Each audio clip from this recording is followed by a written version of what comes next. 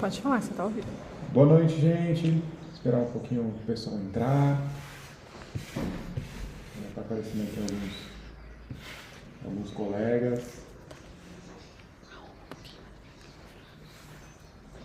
Pode começar. A Bruna, boa noite. Lourenço Gêmeos. A enfermagem. Boa noite, Bruna.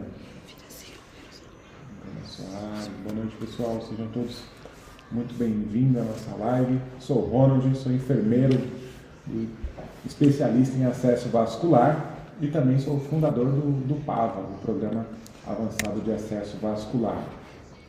E hoje nós vamos falar sobre um tema crucial para todos nós enfermeiros, né?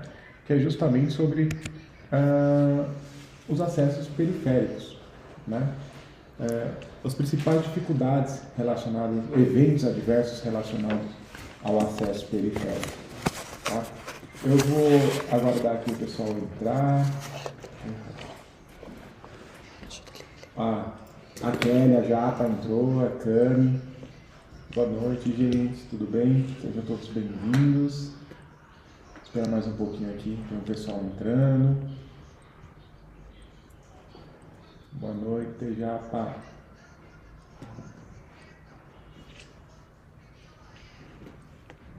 A Cami, boa noite, Cami. Ó, o Cleverson, faz tempo que a gente nos fala, hein, Cleverson? O Cleverson participa bastante das nossas lives. E hoje nós vamos falar sobre a punção periférica, né? Você já teve alguma experiência complicada com a punção periférica? Vai falando para mim ainda vai colocando aí nos comentários se vocês já tiveram alguma complicação relacionada à punção periférica, né? Você tem medo de causar algum evento adverso quando está realizando esse tipo de procedimento? Então, hoje nós vamos desmitificar esse medo da punção juntos aqui. Essa é a ideia dessa live aqui hoje, tá? Então nós vamos explorar aqui os principais eventos adversos relacionados à punção periférica, tá? E eu vou compartilhar com vocês também alguns casos reais, ok? Que a gente acaba vendo ali no nosso dia a dia. E por que é crucial falar de punção, de eventos adversos relacionados à punção periférica, né? Você sabia que a punção periférica, apesar de ser um procedimento muito comum, ela pode ter ali sérias complicações, né? Se não for realizada da forma correta, tá? A nossa responsabilidade como enfermeira é garantir a segurança dos nossos pacientes, o bem-estar do nosso paciente e entender os eventos adversos. Ele é o primeiro passo para a gente evitar os erros relacionados à punção. Então, com mais de 10 anos de experiência em acesso vascular, eu já vivi de tudo, né, nesse mundo aí das punções periféricas, desde complicações simples até eventos que poderiam ter sido catastróficos, vamos dizer assim, né? E acredito que prevenir é sempre melhor do que remediar, né? Então, acho que aqui todo mundo concorda com essa frase, né? E recentemente eu tive acesso a um caso de flebite muito grave que poderia ter sido evitado com algumas precauções muito simples, né? E a gente vai explorar aqui esses casos aqui hoje, tá? Nós vamos falar de extravasamento, de flebite, de infecção, tá? Tudo isso. O extravasamento, na verdade, até na literatura é um pouco controversa, né? Sobre infiltração e extravasamento. Então, algumas literaturas trazem o termo extravasamento como quando ocorre a saída do meio endovascular, né, para o meio extravascular, tá?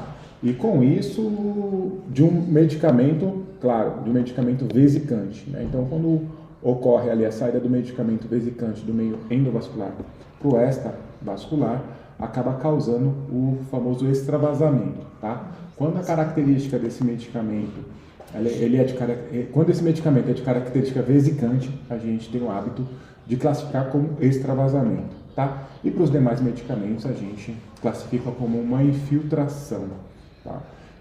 Recentemente eu tive acesso a um caso muito, muito interessante relacionado a um extravasamento, que foi a paciente, ela estava recebendo um quimioterápico, tá? E ela vinha se queixando de dor. Tá doendo. Aí beleza, o enfermeiro ia lá, parava testava fluxo e refluxo, estava ok. Estava com fluxo e refluxo. E ele falando para ela, nossa, eu dou um joinha aqui, aparece o joinha aí na tela, que legal. Faz fluxo e refluxo, não, tá na veia, tá indo bem e tal, beleza, continuava a infusão. E a paciente se queixando, aí continuou a infusão, passou alguns minutinhos, olha lá, tá ardendo, tá doendo, não deram importância ali, né? Não valorizaram a queixa do paciente. E é extremamente importante a gente valorizar a queixa dos nossos pacientes. Por fim, né, infundiu esse quimioterápico e alguns dias depois ela retornou e estava com uma lesão no braço. Tá? Mesmo com fluxo e refluxo, acabou ali rompendo a parede do vaso esse quimioterápico, tá? E causando ali um extravasamento nessa paciente, tá? Então a gente tem que valorizar muito, muito as queixas dos nossos pacientes, gente, tá bom? Também existem os casos de flebite, né? A flebite é um evento mais comum ali, né? Então a flebite tem o grau 1, grau 2, grau 3, grau 4, tem os eventos também o pós-infusional, né? Que é aquela flebite mais tardia ali, que acaba ocorrendo, e normalmente ali começa com um sintoma de dor, uma hiperemia e pode acabar evoluindo, tá? Então, nós enfermeiros também, quando nós passamos visita beira-leito no paciente, se você é da unidade de internação, enfim, você precisa estar atento a esses sinais, né, e sintomas da flebite, tá?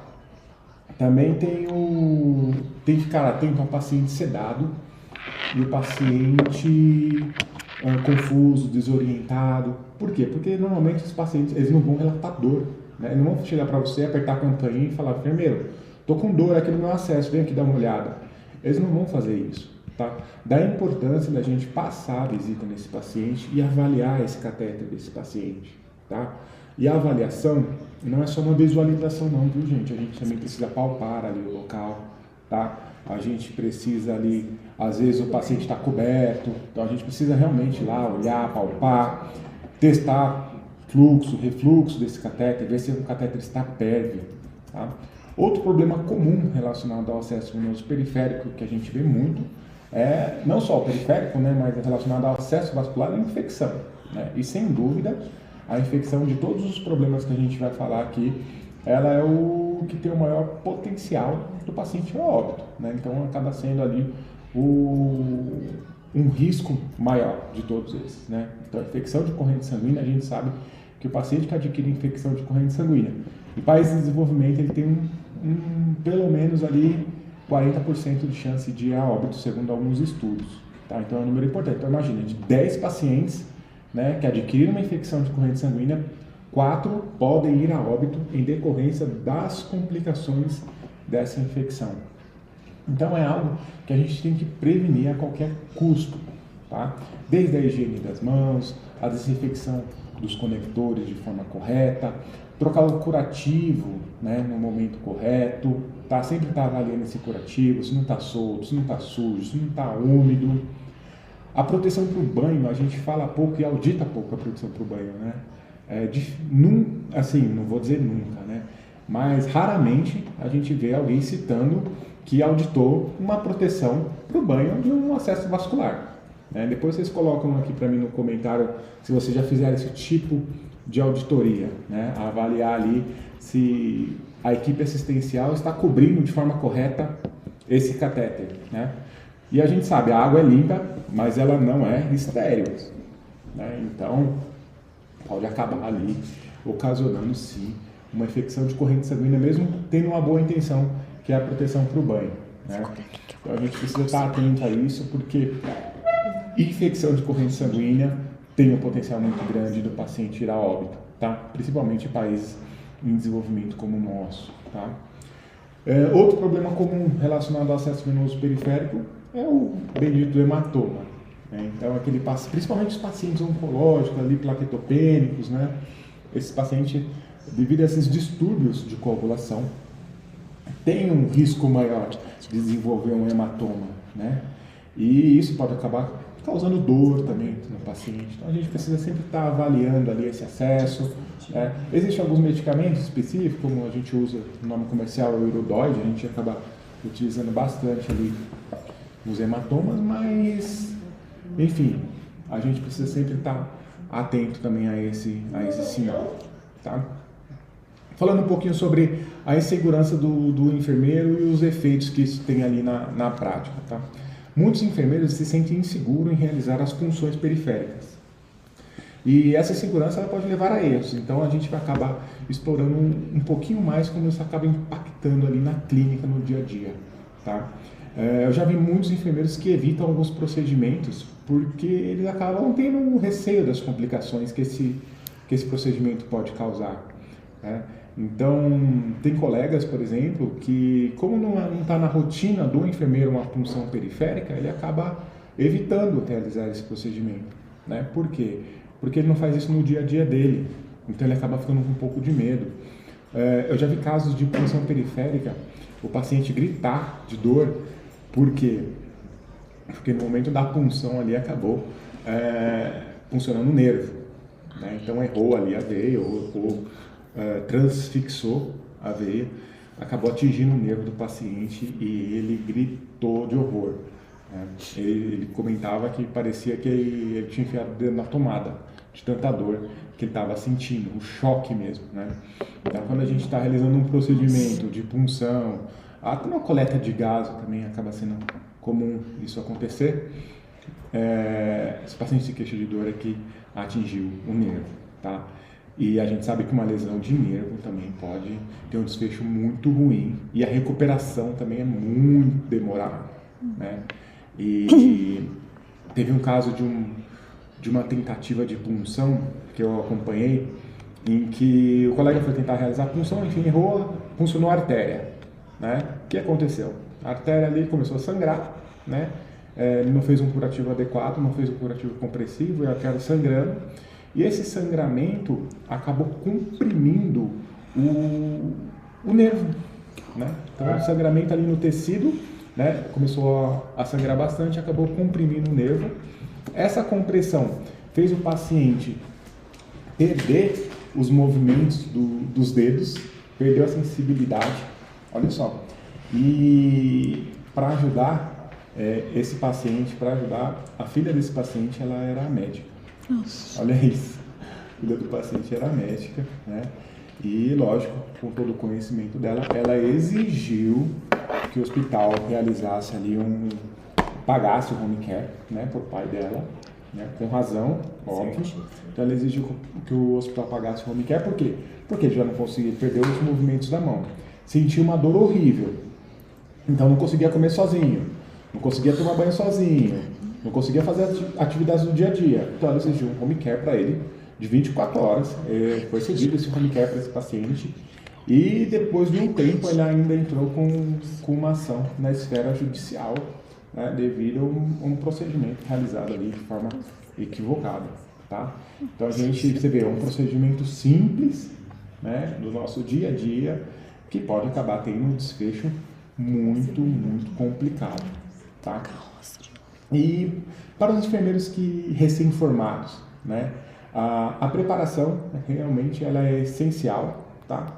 Por nunca terem trabalhado na área, então pode aumentar um pouquinho a ansiedade ali no momento de uma punção, tá? E isso faz com que eles se sintam, de certa forma, inseguros, né? Porque você imagina, você chega lá e fala, ó, precisa puncionar um paciente, aí ele vai lá olhar o paciente e vê que é um paciente de difícil acesso. Ele palpa, não consegue palpar a veia. Ele põe o garrote, olha lá, não consegue enxergar. Poxa, a chance de... não tem experiência, né? Para um profissional que já é experiente, a chance de errar essa punção já é muito grande, né? Imagine para um recém-formado, que não é a rotina dele, ainda é algo que ele ainda não domina, né? Então ele precisa ali estar se desenvolvendo, precisa ter um apoio dos demais colegas para ele conseguir se desenvolver e realizar esses procedimentos de forma mais segura e de forma assertiva também, seguindo todas as recomendações das boas práticas, tá? Então, higiene das mãos, desinfecção da pele, antisepsia da pele é importante, tá? O bisel, lembra? Punção periférica, bisel para cima, tá? Então são detalhes que parecem bobo, mas para um recém-formado, se a gente não explicar, não ensinar, ele vai ter dificuldade, tá? Ele vai ter muita dificuldade e vai acabar. Errar faz parte, né? Errar faz parte da nossa rotina. A gente não é obrigado a acertar, tá? As punções, não somos obrigados a acertar, nós somos obrigados a utilizar as melhores técnicas e os melhores materiais e equipamentos disponíveis, tá? Agora, a obrigação de acertar nós não temos. Porém, se de repente a gente causou uma lesão, por exemplo, numa artéria, a gente precisa estar atento e realizar ali medidas de contenção de danos, né? Então, poxa, se você puncionou e atingiu a artéria, vamos fazer um curativo compressivo no local. Outra coisa que pode fazer também, que eu sempre recomendo quando a gente acaba puncionando uma artéria, obviamente que sem querer, é fazer uma demarcação com uma caneta do hematoma. Você vai lá colocar lá agora, 19,46. Você foi lá, puncionou, puxa, atingiu a artéria, né? Você vai tirar o acesso e aí você está percebendo que está causando um hematoma. Você fez um curativo compressivo. Então você vai anotar, 19,46, realiza a demarcação ali do hematoma e você precisa avisar todo mundo. Você precisa avisar o enfermeiro que está cuidando desse paciente, você precisa avisar o técnico, você precisa avisar o paciente, o acompanhante e o médico, né, dele. Então deixa todo mundo avisado. Por quê? Porque se aumentar muito esse hematoma, provavelmente vai precisar de algum tipo de intervenção médica ali. Então você já deixa as pessoas de sobreaviso, tá? E sempre passando visita ali, de hora em hora, cada meia hora, observando esse hematoma se ele está aumentando muito, ok? Estou olhando o chat aqui, estão falando, a Cami está falando de estabilização do catéter periférico, então, e a Kelly colocou, boa estabilização, então acho que vale a pena abordar um pouco mais de estabilização, e a Camis também perguntou o que fazer quando tem lesão de nervo. Ah, legal. Então, ó, tem algumas perguntas aqui no chat já, a equipe está passando aqui para mim, tá? A estabilização do catéter é de extrema importância, tá? Tanto os catéteres periféricos como os catéteres centrais. E hoje nós temos diversos tipos de estabilização. Pensando aqui no periférico, até para o periférico agora, gente, já existe um estabilizador específico para o catéter periférico, tá? E existe também alguns catéteres periféricos que já vêm com o estabilizador, ali com a asa, tá? Estabilizadora, que é muito bacana, que facilita bastante. Então a película também ela contribui para essa estabilização. Qual o benefício de estabilizar o catéter? Diminuir a micromovimentação. Diminuindo essa movimentação, ou micromovimentação, nós diminuímos o risco do paciente desenvolver uma flebite mecânica, por exemplo, né? Então daí a importância dessa estabilização. E teve mais uma outra pergunta. Lesão de nervo. A lesão de nervo. Bom, primeiro, o paciente se queixou de choque, né? O que você vai fazer? Cara, é tirar na hora ali o catéter, a agulha. Então você já vai tracionar ali na hora. E comunicar a equipe médica que está cuidando desse paciente. Isso é fundamental. Tá bom? E você vai explicar para ele, ó, esse choque que você sentiu no momento da punção, atingiu o seu nervo, foi exatamente por isso que você teve essa sensação de choque. Mas nós vamos comunicar ao médico que está cuidando do senhor e nós vamos acompanhar, tá? Então vai ter que ter um acompanhamento de perto ali com a equipe da vascular e com o médico que está cuidando desse paciente, tá bom? Ou de repente até um neuro se for necessário. Nunca vi chegar nesse caso assim, acompanhamento uma lesão de nervo no ambiente intra-hospitalar. Esse que eu te falei, ele foi para casa, tal, enfim, precisou de um home care. No ambiente hospitalar até hoje eu nunca vi o neuro precisar acompanhar um caso desse, tá? Normalmente a gente comunica a equipe médica e aí vai acompanhando e o desfecho é sempre favorável. Dificilmente chega no caso do paciente perder movimento, enfim. Eu vi isso uma vez na minha carreira. Então... Relembrei que no PAVA tem isso também, tem estabilização no PAVA. Ah, legal. A equipe está comentando aqui que lá no PAVA a gente fala muito sobre estabilização, sobre lesão de nervo. Então a gente aborda muito isso lá, tá? Michele está perguntando lesão de nervo no bebê. Lesão de nervo no bebê. Olha, é o mesmo que a lesão de nervo no paciente adulto, né? Não vai mudar. Então você precisa sim estar atento, né? Claro que se no bebê, por exemplo, ele também não vai falar, nossa, senti um choque, né? Então você vai ter que entender ali se de repente ele está chorando mais, se perdeu, observar a questão de movimento da mãozinha, de onde foi realizada essa punção. Normalmente uma lesão de nervo ali pode estar relacionado à punção no braço, no antebraço, na mão, né? Então você precisa estar atento. E se você perceber que esse paciente está diminuindo ali os movimentos, ou quando ele tenta movimentar ele começa a sentir muita dor, é bom comunicar a equipe para acompanhar mais de perto isso. Tá? E é isso. Bom, vamos resumir alguns pontos principais aqui que a gente falou. Tem mais uma pergunta, a galera está perguntando bastante. Pode mandar, gente. Pode perguntar bastante. A Fernanda Betiol perguntou, na verdade ela está colocando aqui infecção por levedura, para abordar um pouquinho. Acho que a flebite grau 4, a infecção por levedura em flebite grau 4. Então, infecção. Isso. Legal. Bom, infecção de levedura flebite grau 4. Gente, já vi um caso de uma infecção de grau 4 que foi o seguinte: o paciente foi puncionado aqui no antebraço, né? E é um paciente super assim, jovem, de uns 50 e poucos anos, né? Um adulto jovem. E ele internou para fazer um procedimento cirúrgico, esse paciente. E foi puncionado ali e tal, e acabou desenvolvendo uma flebite grau 4, tá? Não foi dado essa importância para essa flebite. Ela não foi tratada como deveria. O que aconteceu? Esse paciente teve uma sepse, ele foi para a UTI. Essa flebite, ela chegou a um ponto de ser necessário rodar um retalho para esse local de punção. Cara, trágico, né, o negócio. Foi necessário rodar um retalho para esse local de punção. E o tempo de internação desse paciente aumentou muito. E ele internou para fazer uma cirurgia, né? O paciente ia fazer uma cirurgia de rim, não lembro especificamente qual que era, mas ele acabou não fazendo a cirurgia, né? Internou, teve a flebite, teve sepsis, foi para a UTI. Esse problema acabou gerando uma necessidade de diálise. Olha isso. Foi traqueostomizado porque ficou entubado no tempão e precisou traqueostomizar esse paciente. Mas por fim ele sobreviveu, graças a Deus. Mas olha, uma punção periférica gerou esse desfecho, tipo, surreal. Assim, é claro que isso é um extremo, né? Mas que pode acontecer. Daí a importância da gente ter um cuidado com o acesso venoso periférico. Né? E muitos falam, periférica é a coisa mais simples do mundo, né? Não dão tanta importância para esse momento, né? De realizar punção, de realizar os cuidados necessários ali de enfermagem com esse tipo de catéter, tá? Então a gente precisa estar atento, sim, aos sinais e sintomas de flebite. Por quê? Porque pode gerar um desfecho como esse que eu acabei de falar para vocês. E tem mais umas perguntinhas aqui no chat. Fala sobre um pouquinho, sobre evento que agora está sendo, os convênios estão cobrando da instituição relacionada ao evento. Legal.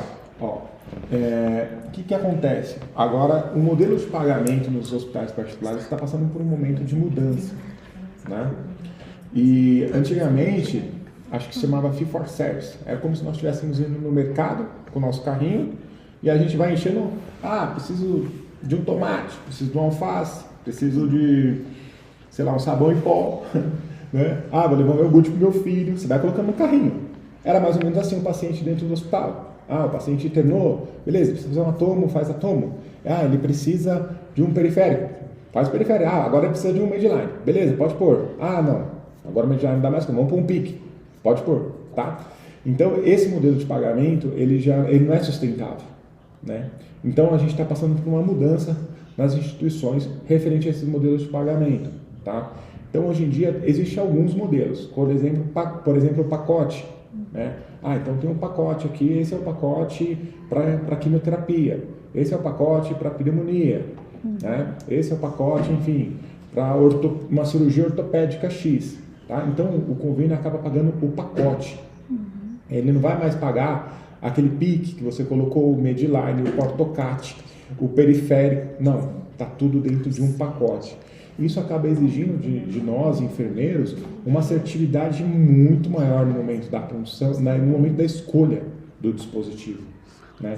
Então a gente precisa parar e pensar se aquele tipo de dispositivo que a gente está indicando para o nosso paciente realmente vai atender a terapia dele, tá? Tudo bem, a terapia ela vai mudar? Pode mudar? Pode. A terapia intravenosa ela pode mudar ali dentro de um planejamento terapêutico, pode acabar mudando. mas a gente precisa ser o mais assertivo possível, tá? Ó, veias difícil, o que fazer? Veias difícil, o que fazer? Quando a gente o que é uma veia difícil? Né? Vamos lá. Um paciente de difícil acesso. Então hoje também já tem a escala DIVA, tá? Inclusive, ela já foi validada, essa escala aqui por Português Brasil, pela Damiana, ok? E como é que funciona a escala DIVA? Ela vem justamente para isso, para definir o que é um paciente de difícil acesso, tá? Então, o que é? Vamos lá. Primeiro, você vai garrotear o seu paciente, né? Você vai fazer algumas perguntinhas para ele ali e vai avaliar também. Então, se você colocou o garrote no seu paciente, você vai avaliar a rede venosa dele. Você está conseguindo visualizar a veia? Ah, não visualizo. Beleza, esse paciente na escala DIVA ele vai somar 1 ponto. Aí você vai tentar palpar a veia do seu paciente, com garrote, tá? Você vai tentar palpar, não estou conseguindo palpar. Esse paciente vai ganhar mais 1 ponto. Então, você veja, a escala dele está aumentando. Não consegui visualizar, não consegui palpar. Você pergunta para ele, você é um paciente, normalmente as pessoas sentem dificuldade em funcionar, quando tentam funcionar eles acabam errando. Se ele falar assim, normalmente o pessoal sempre quando tenta me funcionar nunca acertam de primeira, ele vai ganhar mais 1 ponto. E aí dentro da escala também, eles colocam ali, por exemplo, na escala DIVA, eles colocam se o paciente é cirúrgico, ele ganha mais 1 ponto. Aí tem a DIVA oncológica, se o paciente tem indicação de quimioterapia, por exemplo, ele ganha outro ponto, tá? Hoje tem a escala DIVA para pediatria, então tem diversas. Eu sei que a validada, o Português Brasil, tá? Foi a que a Damiana fez. Então, dessa forma que a gente avalia se o paciente é de difícil acesso ou não, tá? Paciente sendo de difícil acesso, um paciente DIVA que a gente fala, nos grandes hospitais hoje a gente já vai escalar isso daí para uma equipe de terapia intravenosa. Se o hospital tiver, então vamos acionar um time de catéter. O time de catéter vai fazer o quê? Ah, é um paciente DIVA. Ele nem vai mais às cegas, já vai direto com ultrassom. Né? Então ele já vai lá com ultrassom, ele já sabe que o paciente é DIVA, então ele vai com ultrassom para realizar essa punção. Lembrando, gente, que claro, para realizar essa punção com ultrassom também, não dá para a gente ter qualquer tipo de dispositivo, qualquer tipo de catéter. Por quê? Porque se o paciente está com uma veia, vamos imaginar, um pouquinho mais profunda, né, você não consegue palpar, você não consegue visualizar, entendemos que essa veia pode estar um pouco mais profunda. Né? Então, nessa veia profunda, não dá para a gente chegar lá com um catéter curto.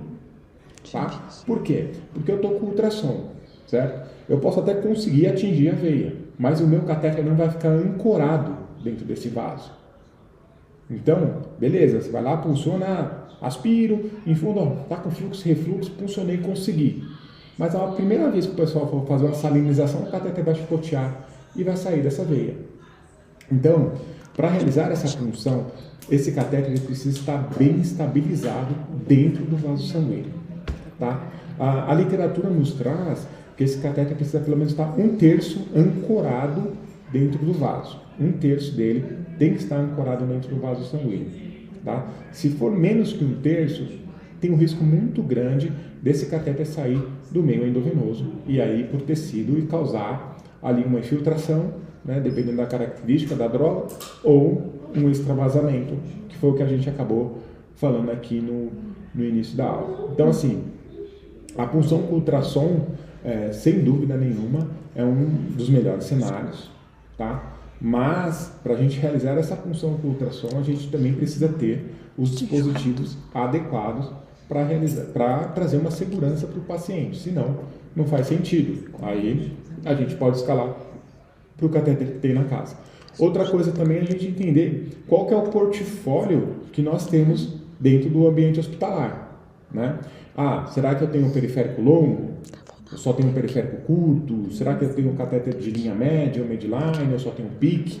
Até pouco tempo atrás, nós tínhamos periférico curto e PIC, né? Então, nesse cenário, eu ia lá, avaliava o ultrassom e falava, vixe, aqui esse paciente aqui, esse periférico curto não vai atingir a veia dele, não vai ancorar dentro da veia.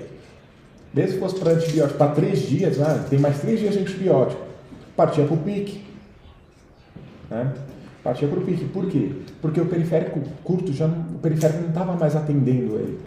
Né? Ele estava perdendo muito acesso, sendo muitas vezes funcionado.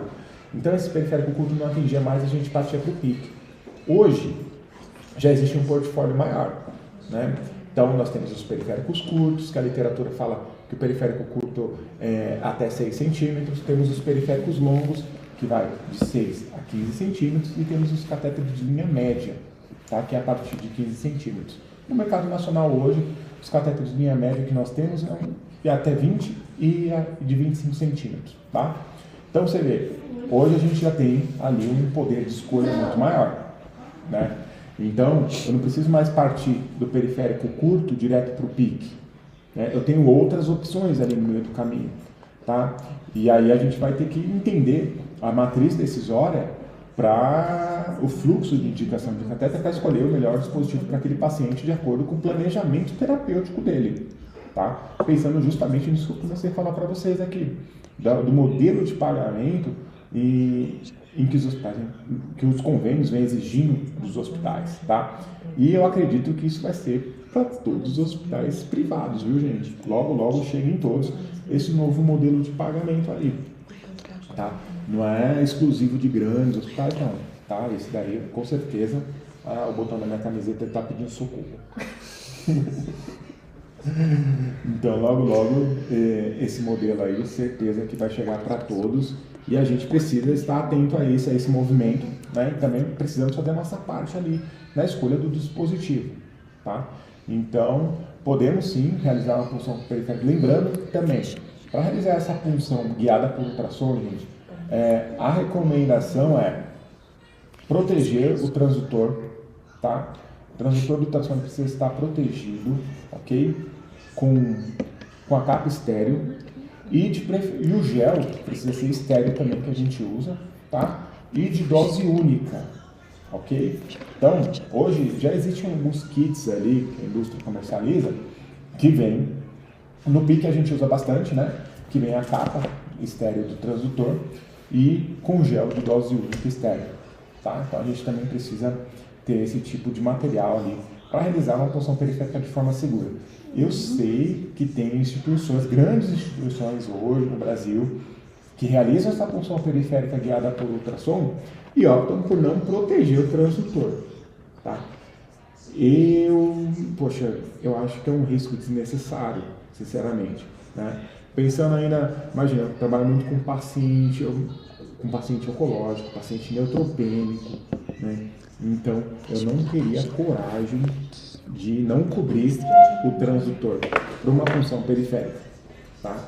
Eu recomendo fortemente que vocês, caso cheguem nesse cenário ali de discutir com a gestão do hospital, vamos começar a realizar as punções periféricas guiadas por ultrassom, a assertividade é maior, o paciente sente menos dor, o catéter permanece por mais tempo, então também precisa entender ali se você vai ter esses materiais para conseguir realmente oferecer uma segurança adequada para o seu paciente. Tem algumas perguntinhas aqui. Técnico pode realizar a punção com ultrassom? Infelizmente não. Né? O Corém diz que somente o enfermeiro que pode realizar a punção guiada por ultrassom. O que o técnico pode usar, pensando num cenário no paciente de difícil acesso, a luz quase infravermelha, que alguns conhecem como venoscópio, tá? Então, o venoscópio é aquele que emite uma luz, né? E aí a gente consegue enxergar melhor ali o vaso sanguíneo do paciente. Então, esse daí os técnicos e auxiliares de enfermagem eles podem utilizar essa tecnologia, tá? Mas o ultrassom não. Uma coisa legal que eu não falei da escala DIVA, gente, é que o técnico pode aplicar. Né? O técnico, então, claro, precisa passar por um treinamento, né, e tal, mas o técnico ele pode aplicar a escala DIVA, o que facilita muito ali o processo de adaptação e dessa escala nas instituições, tá? Então, é muito bacana o técnico, o auxiliar de enfermagem poder aplicar essa escala e aí ele vai acabar sinalizando o enfermeiro, falar, enfermeiro, eu estou aqui com um paciente DIVA aqui, vamos precisar de um apoio.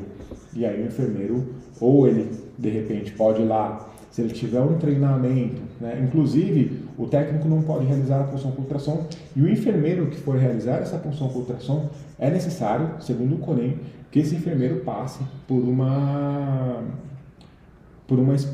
atualização, por uma habilitação para realizar essa punção com ultrassom.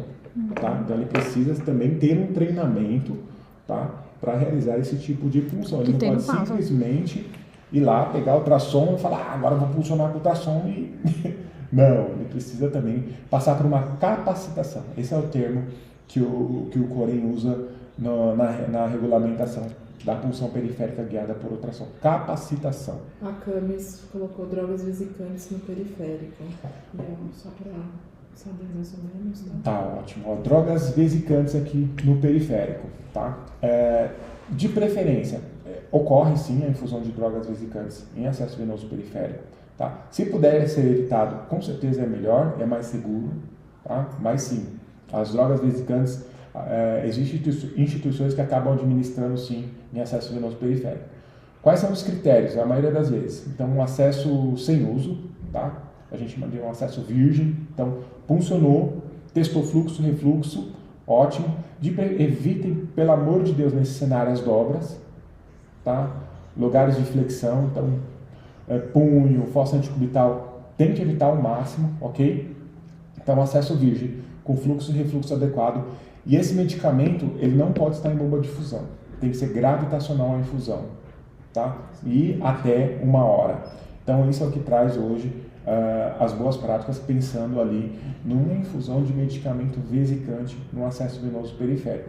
Mas a minha recomendação é evitar, tá? Então, pensando na segurança do paciente, a gente acaba... Eu sempre recomendo evitar essa infusão de vesicante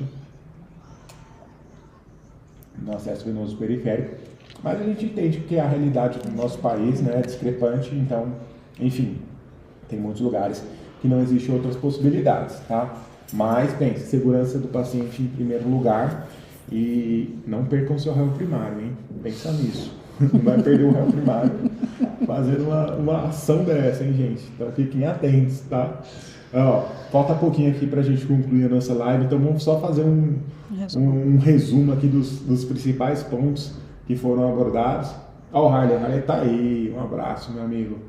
Então, um resumo dos principais pontos, nós discutimos ali os eventos adversos relacionados à punção periférica, né, incluindo extravasamento, flebite, infecção, hematoma, e vimos que esses eventos eles podem ser evitados com conhecimento e precauções adequadas, tá? E se você quiser saber mais como evitar esses eventos, não fique ligado que nas nossas próximas lives nós vamos trazer mais conteúdos exclusivos aqui sobre o tema. Tem mais uma pergunta aqui da Deia Bastos. O técnico pode aplicar a escala de Maddox? Nossa, escala de Maddox. Putz, não me recordo se o técnico... Bom, o que eu vou fazer? Eu vou deixar anotado e aí na próxima aqui eu trago para vocês.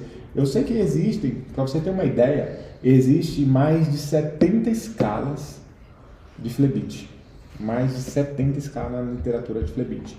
Tá? Então é muita escala, gente. Mas a de Maddox eu vou dar uma olhadinha para ver se o técnico pode aplicá-la ou não. Tá bom? Pede para a pessoa entrar de novo. E aí a gente se vê aqui na próxima live e eu trago isso para você. Ok? E é isso, pessoal. Então fique ligado com as nossas próximas lives. E a gente vai trazer diversos conteúdos aqui exclusivos, tá? Aproveite para seguir a nossa página, compartilha com seus colegas aqui, a live vai ficar gravada aqui no nosso Insta. Então, se quiser deixar mais perguntas, fique à vontade, que na próxima a gente vai trazendo aqui as respostas para suas perguntas. A gente vai gravar naquela rede dos vídeos longos também. E a gente vai deixar lá na rede vizinha também. Se eles tiverem alguma sugestão de live, mandar. Se tiverem sugestões, a equipe tá conversando aqui comigo. Tá afiada aqui. A equipe tá afiada. Então, ó, se tiverem alguma sugestão também, por favor, podem mandar aqui sugestões de live, temas que vocês achem complexos ou que acontecem no seu dia a dia, manda aqui pra gente, que vai ser um prazer discutir isso aqui com vocês, ok? Obrigada. Então é isso, pessoal. Eu vou dar um descanso para minha camisa aqui, tá bom? Pro botão dela. Muito obrigado por estar aqui hoje comigo. Foi um prazerzaço estar junto de vocês. Espero que tenham gostado e aprendido algo novo. E a gente se vê na próxima live. Fiquem com Deus, uma boa noite, um bom descanso para vocês.